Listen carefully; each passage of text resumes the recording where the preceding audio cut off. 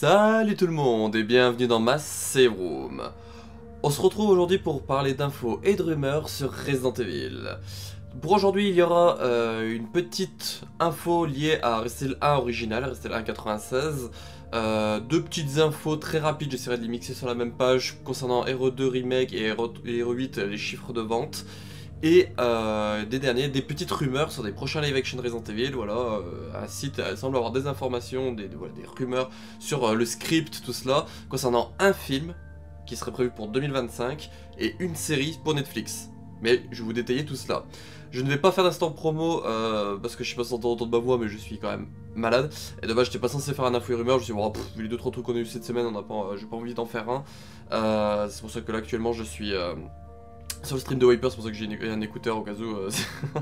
Et voilà, l'annonce vient de tomber là et je me suis dit il faut que j'y fasse maintenant parce que si je perds la voix d'ici demain matin, je vais avoir le seum de pas l'avoir fait maintenant. Donc voilà, comme je viens de vous le dire, voilà, l'ami Wiper a fait des streams sur Twitch. Moi j'ai sorti quelques petites vidéos, notamment voilà, une petite collaboration avec Biohazard Homemade Custom concernant des petites pièces à rajouter à ma collection. Faudra que je change l'image de fond d'ailleurs parce que du coup ma petite timeline maintenant est complète avec les œuvres qui me manquaient. Donc voilà, il faudra que je refasse les photos, tout cela. J'étais censé y faire avant le prochain, mais voilà, encore une fois, celui-là n'était pas prévu. Bref, voilà, que des petits trucs par-ci par-là, n'hésitez pas à aller voir l'info et rumeur de semaine dernière si j'ai pas de bêtises. Les liens, normalement, c'est les mêmes personnes qui en parlent aujourd'hui, Carole Quinten, SCR Mag par exemple, Wiper et ses streams, et les archives sur sa chaîne YouTube, le site web des archives Resident Evil Biohazard avec des petits contenus qui se rajoutent de temps en temps. Voilà. Donc, petit générique et on passe du coup sur la petite info Resident Evil 1.96. On y va.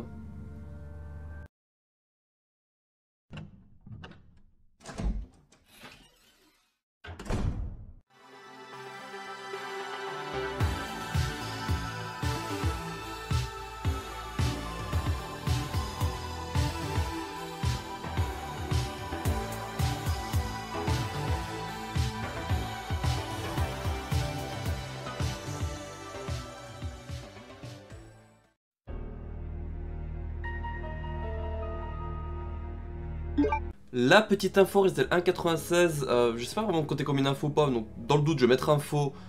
Mais parce que voilà, c'est quand même Gematsu, donc un site officiel qui en a parlé, ça a l'air d'être vraiment officiel, la page avait été créée et tout.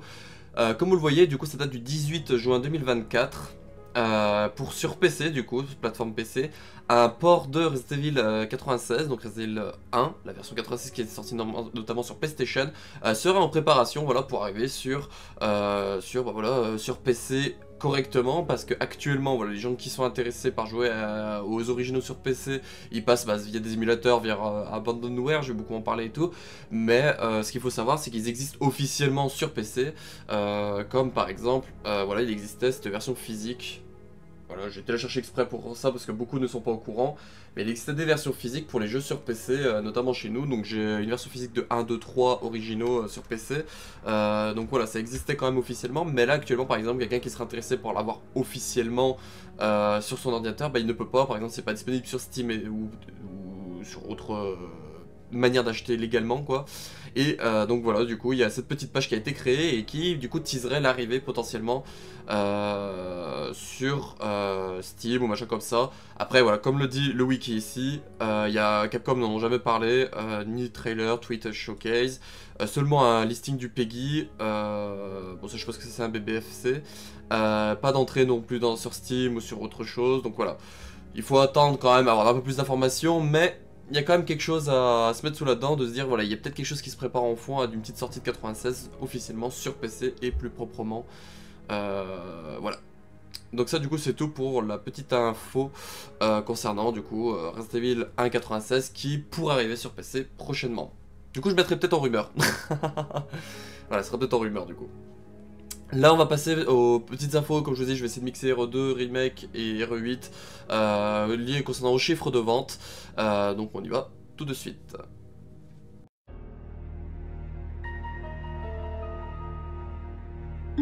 Concernant du coup la petite annonce liée à Resident Evil 2 Remake, donc voilà c'est le Capcom Dev sur Twitter qui en a parlé notamment, voilà une petite photo de groupe avec même des petits gâteaux très sympatoches. Voilà, et comme vous voyez que c'est marqué sur les gâteaux, c'est pour célébrer du coup bon, actuellement ils sont à 13,9 millions, mais ils doivent être quasiment à 14 millions d'exemplaires, c'est pour ça qu'ils ont déjà commencé à teaser les 14 millions d'exemplaires vendus, de Resident Evil 2 Remake. voilà, qui atteint les 14 millions, où il y est quasiment au moment où on en parle, voilà, en termes de vente. Et ce qui est énorme, c'est qu'il devient le Resident Evil le plus vendu, et notamment pour vous mettre en image dans votre tête, Resident Evil 5, toute version confondue, qui était vraiment le héros le plus vendu, toute version confondue, était à 14,3 ou 14,4. Donc voilà, Hero de Remake se rapproche grandement de cela, et du coup, comme ils disent là, il devient officiellement, en termes voilà, de trucs, le héros le plus vendu, et celui qui s'est vendu le plus d'exemplaires. Et du coup, dans la même trempe, comme je disais, lié à Hero 8, voilà, ils ont fait aussi une petite photo de groupe avec encore des autres gâteaux. Pour célébrer voilà, les 10 millions d'unités vendues de Resident Evil 8, Resident Evil Village, qu'on a parlé semaine dernière si je dis pas de bêtises. Donc voilà, je vais pas revenir dessus grandement non plus. Voilà, très content de ces petits chiffres de vente et tout. Moi je vous de vente, je parle du dé. Celui que je pense vraiment qu'on va être le suivant, je pense vraiment qu'Hero 4 Remake ou Hero 3 Remake, un des deux sera le suivant à célébrer un palier, et ce sera les 10 millions, un des deux va dépasser 10 millions prochainement, Hero 4 Remake, j'en suis quasi sûr qu'on en est pas très loin. Les prochains chiffres de vente qu'on aura seront, si j'ai pas de bêtises, fin juillet, début août, dans ces eaux-là, Emile, et du coup voilà, dans ces moments-là on pourra voir si Hero 4 Remake, si d'ici là ils ont pas fait un petit tweet pour en parler ou truc comme ça, on sera d'ici là, si Hero 4 Remake c'est beaucoup rapproché de 10 millions, si Hero 3 Remake c'est rapproché des 10 millions aussi, mais ils en sont pas loin, ils sont à 8-9 millions tous les deux, donc voilà, c'est qu'une question de temps très court, je pense que d'ici la fin d'année 2024, ça sera fait pour les deux. Voilà, très content de ma petite licence qui continue à se vendre et tout, donc je suis très content, voilà, pas d'autres choses à dire de plus. Là où on va vraiment parler, ça va être le prochain truc, donc voilà, j'économise ma voix et mon énergie pour le prochain sujet qu'on va aller maintenant concernant les prochains live action Resident Evil, donc un film et une série selon les rumeurs. On y go.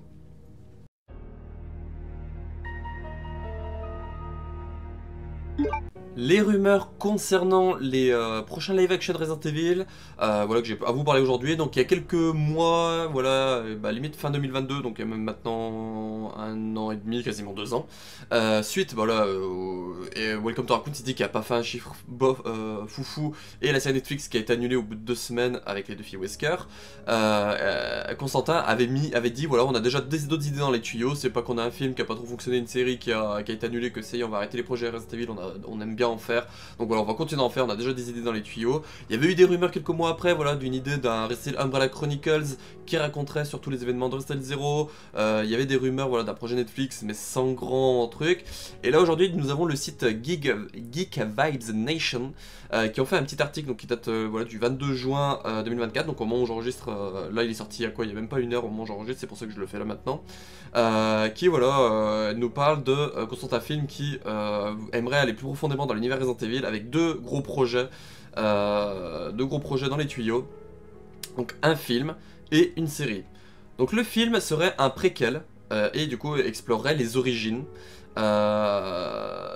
Alors ils font le lien au début avec Welcome to Raccoon City, et avec ce que je vais vous raconter après, c'est fort probable du coup que ce soit un film qui se passe dans l'univers de Welcome to Raccoon City, de Bienvenue à Raccoon City, et qui du coup servent d'histoire qui se passerait avant, du coup Bienvenue à Raccoon City.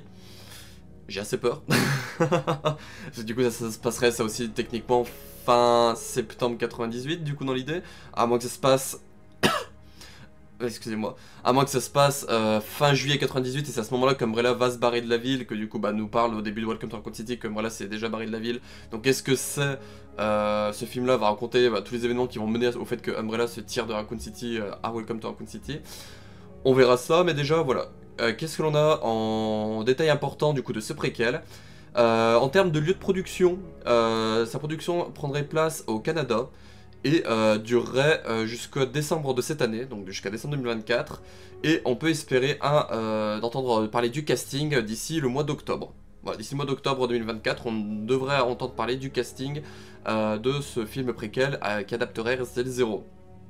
Le budget du film serait de 30 millions en termes de production, donc c'est un peu plus de Welcome to Raccoon City qui était à 25 millions.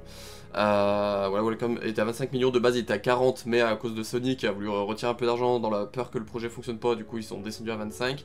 Voilà, là ils ont 5 millions en plus pour faire ce petit film qui est adapté à Hero 0, comme on va le voir en dessous. Donc il dit que ce serait voilà, un investissement plus grandissant pour mettre l'atmosphère du jeu à la vie. Voilà. Le caractère focus, donc le focus sur les personnages, l'histoire serait centrée autour de Billy Cohen, qui voilà est accusé d'un passé meurtrier, et qui permettrait voilà, à l'audience, aux gens qui regardaient le film, d'en apprendre un peu plus sur le personnage de Billy Cohen. Alors voilà, ils sont gentils avec ce genre de phrase là, mais ce qu'il faut savoir c'est que ça ne sera pas canon, donc dans tous les cas, s'ils veulent approfondir le personnage, c'est sympa, ils font ce qu'ils ont envie, mais ça appartiendra à leur univers à eux, ça appartiendra pas à l'univers canon, au Prime Universe. Donc voilà, ils peuvent nous vendre avec des petites phrases comme ça, on va étendre le lore des personnages tutti quanti, ils font bien ce qu'ils ont envie, ça n'aura rien à voir avec le Prime Universe et tout. Et là, du coup, que je vous disais en lien avec Welcome to Raccoon City, il y aurait du coup l'inclusion de Ada Wong dans cette histoire racontant RE0, parce que du coup, ça créerait un pont narratif avec Welcome to Raccoon City, donc avec le film Bienvenue à Raccoon City, où Ada Wong a été introduite. Et en gros, on apprendrait un peu plus de la complexité de son personnage et de son voyage au sein de l'univers Resident Evil. Donc, déjà dans l'idée, voilà, encore une fois, ce n'est pas canon ce film-là, donc voilà, la complexité au sein de l'univers, on s'en torche un peu le derrière. Mais voilà, ils vont essayer d'étendre le personnage de Ada Wong, qu'on a très peu vu dans Welcome to Raccoon City, ils vont essayer de la rendre un peu plus importante des Zero pour du coup rendre un peu plus important le lien avec Welcome to Raccoon City, tout ça. Je demande à voir, voilà, mais ce qu'il y a, moi il y a plein de trucs bizarres qui me perturbent dans tout cela. Déjà en termes de narratif et tout, je sais pas comment ils vont faire. Est-ce que par exemple Ada sera présente parce que du coup au manoir, on reverrait des scènes dans le manoir avec John Clements par exemple. Voilà, il mixerait encore une fois du Hero Zero avec un peu de Hero 1, mais voilà, où c'est Ada qui irait dans le manoir et qui du coup croiserait les premiers zombies. Je sais pas comment ça va se passer, mais voilà, Ada serait présente du coup dans ce film-là. Ce qui me fait peur un peu moi, c'est qu'il n'y a pas de mention de Rebecca Chambers. Voilà, il n'y a pas de mention de Rebecca Chambers, on nous dit histoire centrée sur Billy Cohen et Ada présente. Est-ce qu'ils vont nous faire un partenariat entre Ada et Billy Cohen? Aucune idée, mais voilà. Et voilà, pour embrayer sur ce que je disais, ils parlent de Faithful Adaptation encore. Voilà, hein, on leur laisse dire ce qu'ils ont envie, on sait ce que ça vaut derrière. Les gens pourraient voir que ce film rend hommage à Resident Evil 0, au jeu Resident Evil 0, en incorporant du coup des références assez fortes aux autres titres de la franchise. Tu peux faire ça si t'as envie, mais bon, dans tous les cas, ça changera rien au fait que ton film se passera dans son univers à lui, voire l'univers de Bienvenue à Raccoon City, voilà, donc ça fera 2 films à Bienvenue à Raccoon City, et sans plus à rajouter derrière. Voilà. Donc voilà, il rajoute en petite phrase de fin avec ces éléments. La préquelle vise à satisfaire les fans les followers, donc plutôt les gens voilà, qui suivent la série depuis longtemps, et en même temps attirer de nouvelles personnes avec en racontant l'histoire en fond et des personnages, du développement intriguant des personnages. On verra bien pour tout cela, mais comme voilà, je vous l'ai dit, le film voilà, devrait commencer son tournage d'ici peu jusqu'au mois de décembre. On devrait entendre le casting d'ici le mois d'octobre, et sa sortie serait prévue actuellement pour 2025, donc potentiellement fin 2025. Voilà, pour les informations qu'on pourrait retenir d'assez intéressantes liées à ce prochain film, pour ceux qui sont intéressés d'en apprendre plus. Voilà, normalement on devrait en apprendre plus d'ici les prochains mois, donc d'ici octobre on devrait en entendre parler. Voilà, laissons le temps à cela. Et du coup, voilà, je vous ai parlé d'un film, mais il y a également une petite série Netflix. Où là, j'ai un peu plus de mal avec le projet, je vais pas vous mentir. En addition au film, Constantin Film développe une nouvelle série Resident Evil pour Netflix. Voilà. Contrairement à la série 2022, qui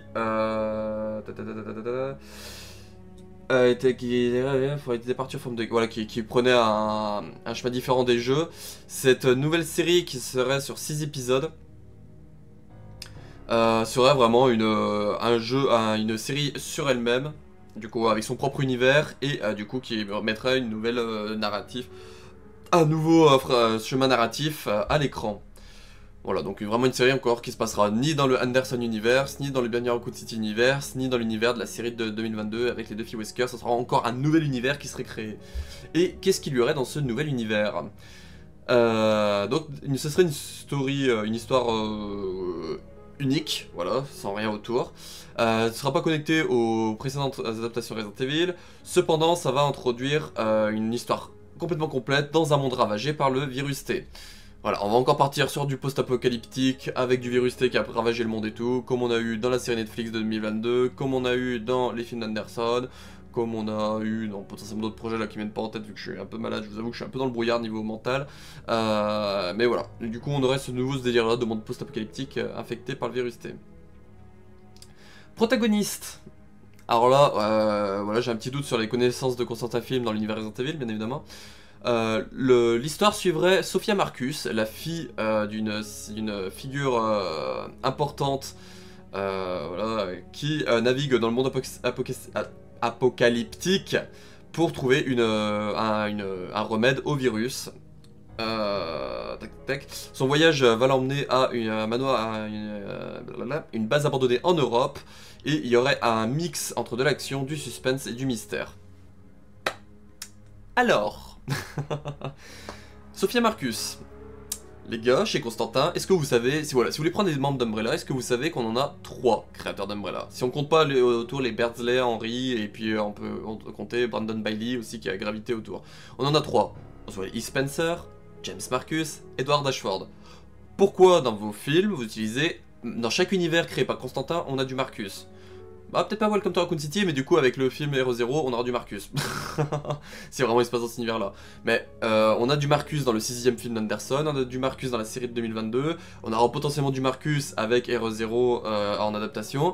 Et là, encore une fois, une nouvelle gonzesse, une nouvelle Marcus qui s'appellera Sophia Marcus. Voilà. Je sais pas, Sophia Spencer, Sophia Ashford, j'en sais rien, varier un peu les plaisirs. Plutôt que nous rabâcher que du Marcus. Après voilà, le reste, je reste quand même ouvert autant pour le film Hero Zero que pour ça, hein. Je reste quand même assez ouvert avec la licence, parce que voilà, encore une fois, elle ne se bride pas à une seule vision, donc on peut créer des univers comme ça. Voilà, ça fait partie de la licence qui cherche à se diversifier, et ça permettra de la diversifier encore un peu, de en créer d'autres choses comme ça. Hop, je mets le téléphone en vibreur. Et bon, j'enlève le vibreur du moins. Parce que dans le micro ça fait des bruits bizarres. Bref, et du coup, voilà, son voyage se passerait surtout en Europe, avec du coup une base d'Umbrella située en Europe. Voilà. Là où je trouve un peu intéressant par contre, c'est que ça nous parle de mix entre action, suspense et mystère. Voilà, c'est 3 quand même choses qui se rapportent très bien à l'univers RE, l'action, le suspense et le mystère. Donc je trouve que voilà, dans les idées, actuellement, on peut avoir des choses intéressantes. Là où on a vraiment des détails intéressants qui, si vraiment ça s'avère vrai, ça m'intéresse énormément. Des monstres iconiques. La série, du coup, contiendrait des créatures qui proviendraient des jeux, comme les zombies, voilà, les créatures basiques du virus T, des liqueurs, bon ça on en a l'habitude, on les a eu dans chaque univers des Constantin, des araignées, donc ça c'est cool, les araignées, voilà, qui les réévoquent, parce qu'araignées on a que dans la série Netflix de 2022, et les hunters, notamment. Voilà, donc les hunters, c'est très cool s'ils nous mettent les hunters. Moi je serais très hypé si vraiment ils nous foutent des hunters, parce que les hunters c'est quelque chose que notamment j'en parle souvent avec, on en parle souvent avec Wiper. C'est qu'on dit les hunters c'est des créatures qui sont boudées, autant dans les CGI que dans les films live action. Il y avait des concept art que voilà ils en avaient pensé pour Welcome to Raccoon City, ils avaient pensé à des hunters, mais voilà on les a pas eu au final vu qu'il y a eu une coupe budgétaire.